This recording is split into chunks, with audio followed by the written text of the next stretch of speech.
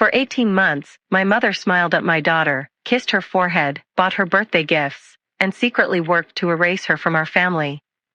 She thought nobody would ever uncover her plan. Then, in just 18 seconds, she accidentally exposed herself in front of everyone she had spent a year and a half manipulating. My name is Claire Donovan. I was 33 years old, married to the love of my life, and raising the sweetest little 5-year-old girl anyone could imagine. Her name was Lily. Lily wasn't my biological daughter. She became mine the day I married my husband, Nathan. Her mother had passed away when she was only 2. The first time Lily called me mommy, I cried harder than she did. I never tried to replace the woman who gave her life. I simply promised that every single day, Lily would know she was loved. Everyone accepted that. Everyone. Except my mother. At first, she hid it well. She smiled in front of us. She hugged Lily. She bought her dolls. She acted like the perfect grandmother. But there were tiny moments that bothered me. Whenever people asked how many grandchildren she had, she'd hesitate. If someone complimented Lily, Mom would quickly change the subject to my younger sister's son. Family photos somehow always placed Lily on the edge. Tiny things. Easy to dismiss. Nathan noticed before I did. One evening he quietly asked, "Have you ever noticed your mom never actually calls Lily her granddaughter?" I immediately defended her. "You're imagining things." I wish he had been wrong. About 6 months later, my sister announced she was pregnant again. Mom became obsessed. Every conversation centered around the new baby. Every family dinner turned into planning for another grandson. Meanwhile, Lily sat quietly coloring pictures. Sometimes she'd look at me and whisper, "Grandma doesn't smile at me anymore." Every time she said it, my heart broke a little more. Still, I kept making excuses. Maybe Mom was stressed. Maybe I was overthinking. Maybe. Then came the first crack in the mask. At Thanksgiving, Lily proudly handed my mother a handmade card. "I made this for you." Mom smiled politely. "Oh, thank you." She placed it on the table without even opening it. 5 minutes later, my nephew handed her a scribbled drawing. Mom hugged him, kissed his forehead, and taped the picture to the refrigerator immediately. I watched Lily quietly pick up her unopened card. She didn't cry. She simply folded it and placed it back in her little backpack. That hurt more than tears ever could. Nathan squeezed my hand under the table. Neither of us spoke. 3 months later, strange things started happening. Lily's school invitations somehow never reached my mother. Birthday reminders disappeared from the family calendar. Christmas gift exchanges suddenly forgot Lily's name. Every single incident had an explanation. Every explanation sounded reasonable. Until they didn't. Then came twist number 1. One afternoon, I received a phone call from my cousin Ava. She sounded nervous. "Claire, I don't think this is an accident anymore." My stomach tightened. "What do you mean?" Ava hesitated before forwarding me screenshots from a private family planning group chat. The group included my mother, my sister, several aunts. Not me. The first message made my blood run cold. Mom had written, "We should keep things simple. Let's only include blood grandchildren." I couldn't breathe. Message after message followed. Someone asked, "What about Lily?" Mom answered, "She's Claire's responsibility. Not ours." My hand started shaking. 18 months. For 18 months she hadn't been forgetting Lily.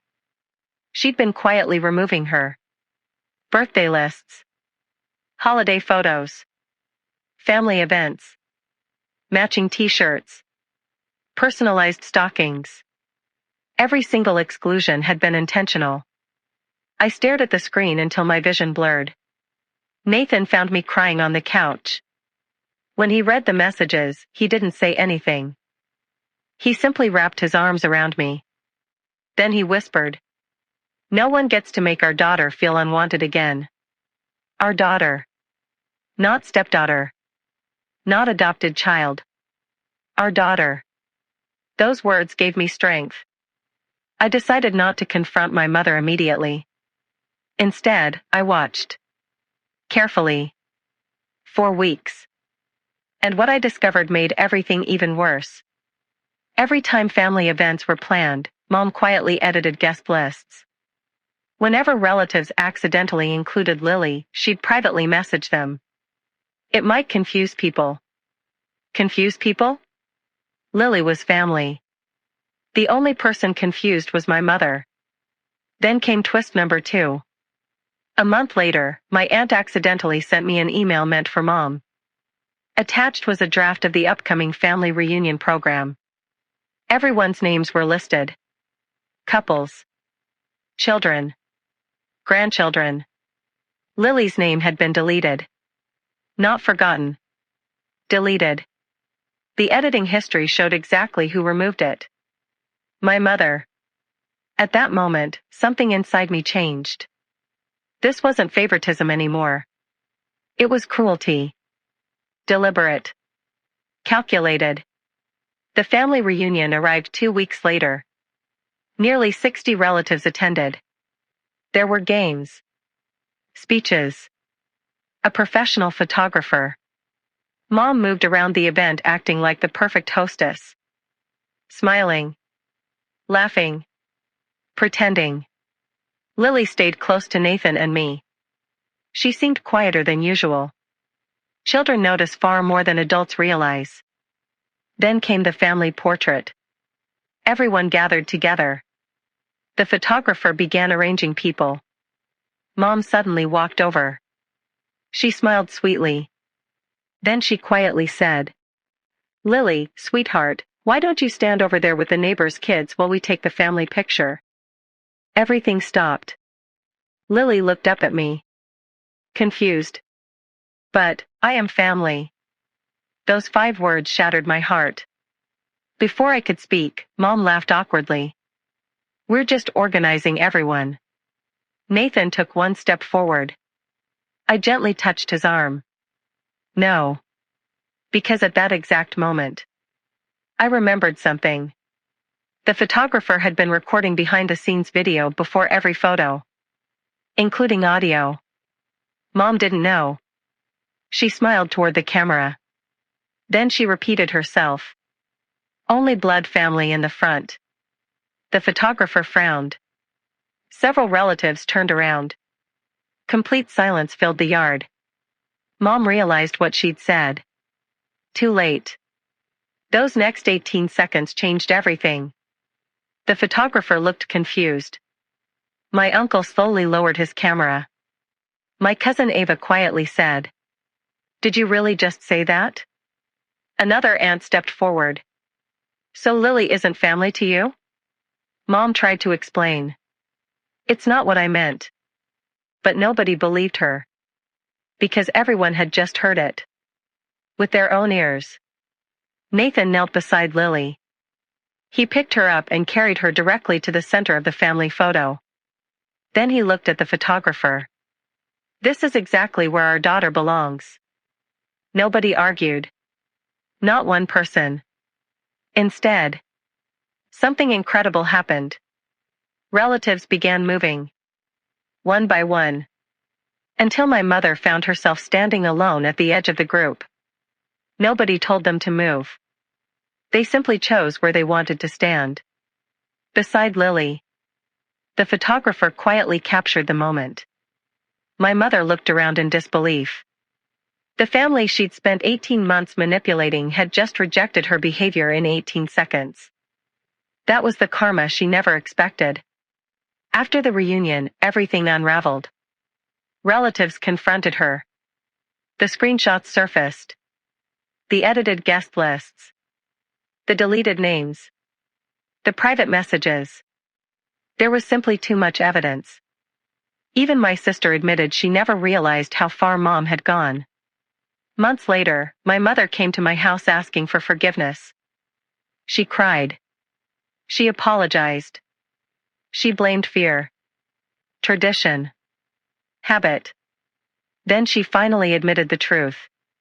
She believed loving Lily as her granddaughter somehow diminished her biological grandchildren. I looked at her quietly. Then I asked one question. Did Lily ever do anything to deserve that? Mom couldn't answer. Because there wasn't one. Not a single reason. Today, Lily is 8 years old. She doesn't remember every painful detail. Thankfully.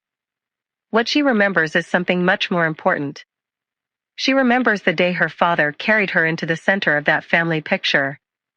She remembers cousins surrounding her. She remembers being chosen. And that's the memory I wanted her to keep. People often ask me if I hate my mother. I don't. But I no longer confuse love with access. Being someone's parent doesn't give them permission to wound your child.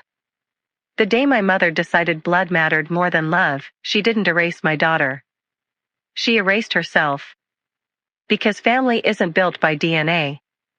It's built by the people who show up, protect each other, and make every child feel like they belong. My mother spent 18 months trying to erase my little girl from our family. Instead, in just 18 seconds, she showed everyone exactly who deserved to be left out. And from that day forward, it was never Lily.